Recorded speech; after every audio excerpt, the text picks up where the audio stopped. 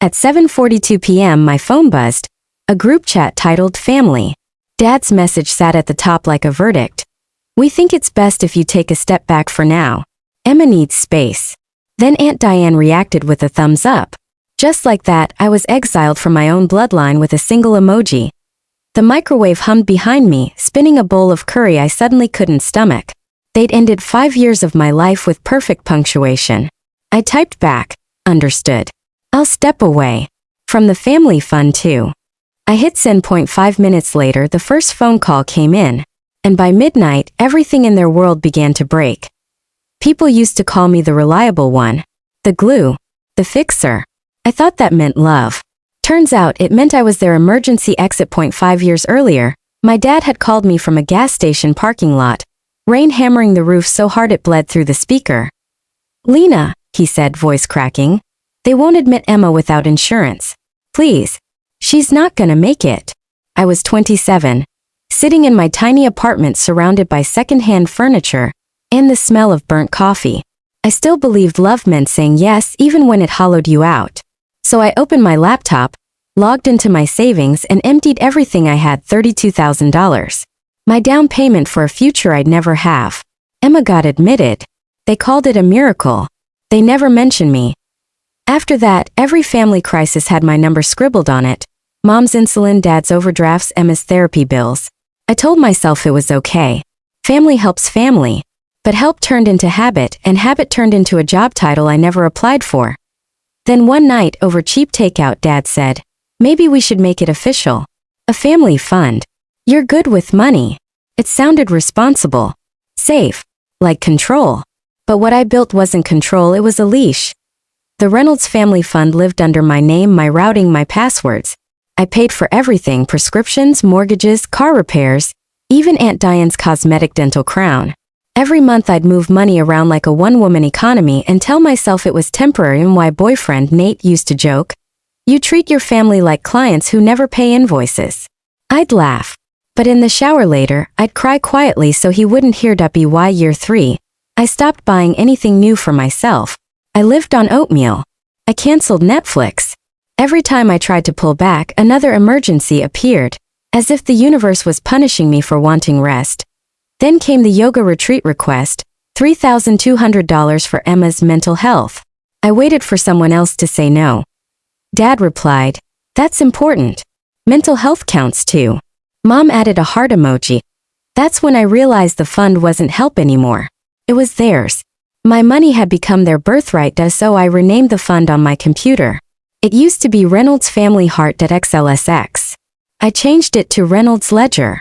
Because that's what it really was, a record of debts that would never be repaid. That I kept going anyway out of fear. Out of guilt. Until one afternoon Dad called again. His voice was syrupy, careful. "Sweetheart, maybe you should take a step back for a while. You've been tense." That phrase stuck to my throat like smoke. I didn't know it then, but those same words would return years later to bury me. Months passed. More requests came. More fake emergencies. Then one night Emma texted again. Could the fund cover a retreat in Arizona? When I checked the account, the numbers didn't make sense. Withdrawals I hadn't approved. New purchases. A patio heater. A retreat deposit. My hand didn't shake as I took screenshots. The next morning Dad called. "Hey Lenny, did you see Emma's message? Maybe the fund can cover half." "Dad," I said quietly, "the fund is for emergencies." He laughed. "Mental health is an emergency. Then she should see a therapist, not a travel agent." Silence. Then the disappointed sigh that always made me feel 12 again. "You've changed, Lena." He was right. A few days later I got a calendar invite, family check-in call. Thursday, 8 p.m. subject line. Smiling face with smiling eyes. I joined. 5 minutes in, Emma spoke first. "I just think Lena's energy has been toxic lately. It's not about the money, it's her attitude." Mom chimed in softly. "Sweetheart, maybe just listen first." Dad added, "We're only saying this because we care." I forced a smile. "I've been listening for years. I paid for you to keep talking. Tonight I'd like to finish a sentence." Silence. Then Dad said it, the same line as before. "Maybe you should take a step back. Give everyone some space." I smiled. "Okay. I'll do exactly that. They thought I'd sulk. Maybe send an apology bouquet. Instead, I opened my laptop that night, looked at the ledger and whispered, "You wanted space. I'm giving you distance." Click by click, I shut it all down. Autopay off. Transfers canceled. Utility payments paused. Each tap felt surgical, like cutting oxygen lines one by one. 3:11 a.m. The phone started buzzing. Dozens of calls. By sunrise, 89 missed. Dad's voicemail. The bank flagged everything. What happened? Are you okay? Mom's. This isn't what we meant. I need my medication. Emma's. You're cruel. You've always been jealous. Jealous? Of what? Their chaos. Their dependence. I didn't answer.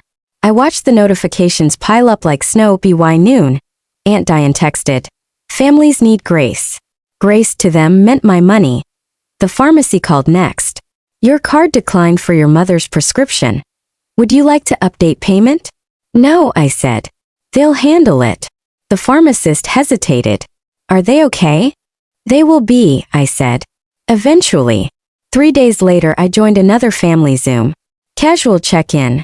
The subject read that I wore a black sweater. The same one I wore the night I built the fund. The symmetry was poetic. Faces filled the screen. Mom's hands twisted in her lap. Dad paced behind her. Emma's eyes were red. Aunt Diane sat poised, pearls gleaming. Dad started. "You didn't have to cancel the fund, Lena. You could have just talked to us." I smiled. "I didn't cancel it. Closed it. It was mine. My name. My liability."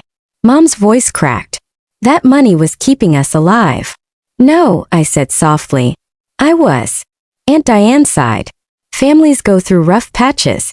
You don't just turn off love." "You're right," I said. I turned off autopay. No one breathed.